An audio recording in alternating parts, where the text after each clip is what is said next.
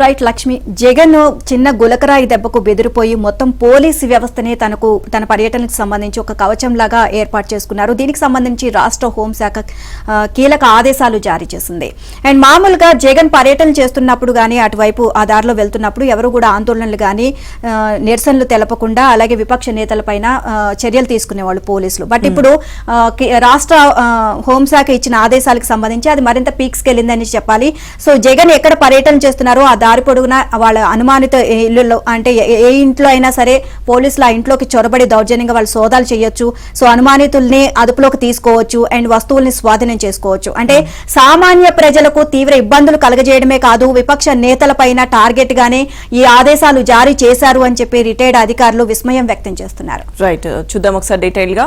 CM Jagan పై జరిగిన గులకరాయి దాడిని అడ్డుపెట్టుకుని విపక్ష నేతలను టార్గెట్ చేసేలా రాష్ట్ర హోంశాఖ సంచలన ఆదేశాలు జారీ చేసింది. ఇప్పటి వరకు ముఖ్యమంత్రి పర్యటిస్తున్నారంటే ఆ ప్రాంతం పరిధిలో ఎవ్వరూ ఆందోళన చేయకుండా నిరసన తెలపకుండా విపక్ష నేతలపై పోలీసులు ఉక్కుపాదం మోపుతున్నారు.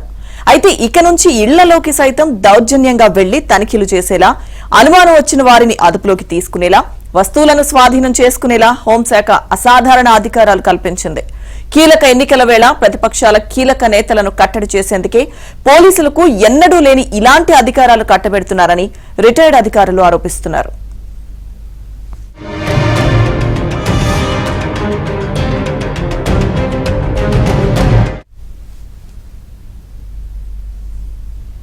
మీ అందరి బిడ్డనని చెప్పుకునే జగన్ కు ప్రజలపై నమ్మకం లేదు. మావోయిస్టులు, ఉగ్రవాదుల కన్నా సామాన్య ప్రజలతోనే తనకు ప్రాణహాని ఉంది అని నమ్ముతున్నట్లు ఉన్నారు. అందుకే గులకరాయి దెబ్బతో తనకు తానే భారీగా భద్రతను పెంచేసుకున్నారు. దేశ ప్రధానికి కూడా లేనంత సెక్యూరిటీని ఏర్పాటు చేసుకున్నారు. ఇక ఇప్పుడు తాజాగా మరో అడుగు ముందుకేశారు.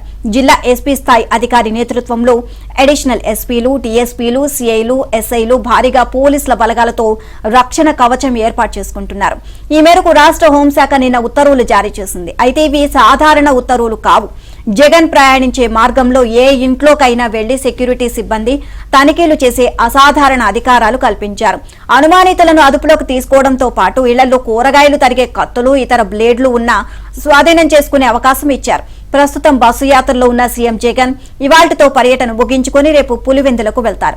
తర్వాత రాష్ట్రంలో సుడిగాలి పర్యటనలు చేయనున్నారు. ఈ నేపథ్యంలో సీఎం పర్యటించే ప్రాంతాల్లో ఏ ఇంట్లోకైనా వచ్చి వీఐపీ సెక్యూరిటీ పేరిట సిబ్బంది తనిఖీ చేస్తారు. అనుమానం వస్తే ప్రశ్నిస్తారు, వస్తువులను స్వాధీనం చేసుకుంటారు. ఎన్నికల సమయం కావడంతో ప్రతిపక్ష పార్టీల వారి ఇళ్లలోకి ఉద్దేశపూర్వకంగా దూరి తనిఖీలు చేసినా ఆశ్చర్యం లేదు.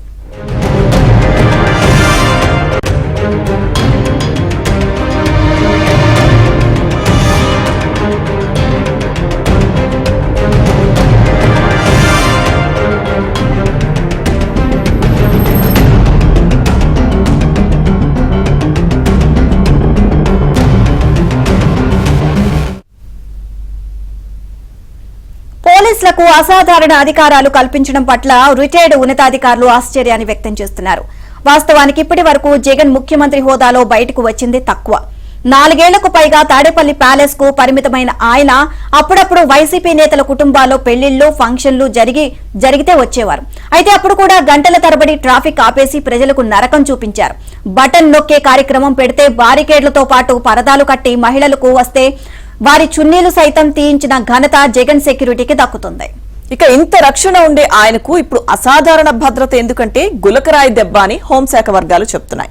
ఇదే అంశానికి సంబంధించిన పూర్తి అప్డేట్స్ మా ప్రతినిధి పూర్ణ అడిగి తెలుసుకుందాం. పూర్ణ, సీఎం జగన్ కు భద్రత పేరిట అసాధారణ అధికారాలను హోంశాఖ కల్పించినట్టుగా తెలుస్తుంది. అప్డేట్స్ ఏంటి పూర్ణ?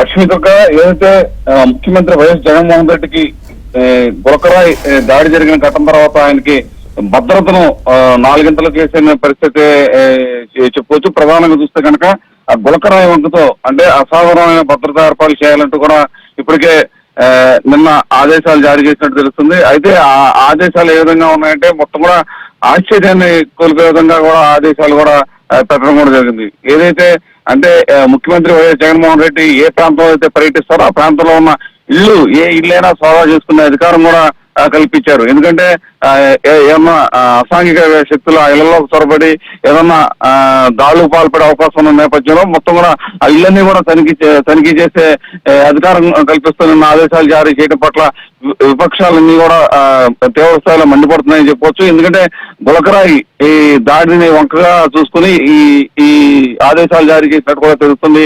ఏదైతే ముఖ్యమంత్రి అంటే రేపు ఈ రోజుతో మొత్తం కూడా ముఖ్యమంత్రి వైఎస్ జగన్మోహన్ రెడ్డి బస్సు యాత్ర పూర్తవుతుంది. ఇక రేపటి నుంచి రాష్ట్ర వ్యాప్తంగా అన్ని ప్రాంతాల్లో విస్తృతంగా ఆయన పర్యటన కూడా ఏర్పాటు చేసుకోబోతున్నారు. ఈ పర్యటనలు ఎక్కడైనా ఉండొచ్చు, అంటే రాష్ట్రంలో ఏ మూలైనా ఈ పర్యటన ఉండొచ్చు. అయితే ఆ పర్యటనలకి వెళ్ళిన సందర్భంలో ఏ ప్రాంతానికి అయితే వెళ్తారో ఆ ప్రాంతంలో తిరుగుతున్న సమీపంలోని ఆ ఇళ్లన్నీ కూడా సోదా చేసుకునే అధికారం కూడా కల్పిస్తూ కూడా ఆదేశాలు జారీ చేశారు.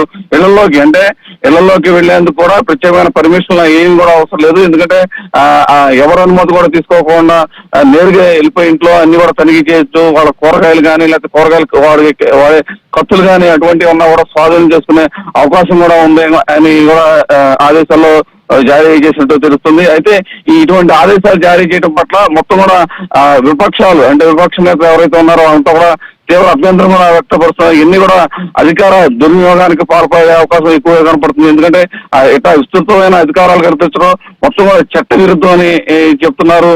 అసలు ఇటువంటి అధికారాలు ఎందుకు ఆదేశాలు ఇచ్చారో దానికి అసలు ఒక స్పష్టత అంటూ లేదు అంటూ కూడా టీడీపీ నేత అయితే మండిపోయే పరిస్థితి నెలకొందని చెప్పుకోవచ్చు. అయితే ఆ ముఖ్యమంత్రి ఏ ప్రాంతాలు పర్యటిస్తారు ఏంటి అనేది కూడా ఎవరికి కూడా షెడ్యూల్ కూడా తెలియదు. ఎందుకంటే అప్పటికప్పుడు ఆయన పర్యటనలు పెట్టుకుంటారు. ఆ పర్యటనలో భాగంగా ఆ పోలీసులకైతే ముందస్తు సమాచారం వచ్చింది. ఈ నేపథ్యంలో పోలీసులు ఆ సమీపంలో ఇల్లు ఎవరైతే ఉంటారో ఆ దారి పొడుగుతా వాళ్ళకి ఏ ఇళ్ల మీద అనుమానం వచ్చినాయో అన్ని కూడా తనిఖీలు చేయవచ్చు.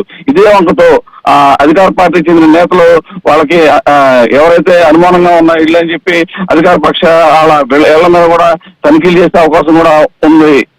Lakshmi Durga. Right Purna, thank you.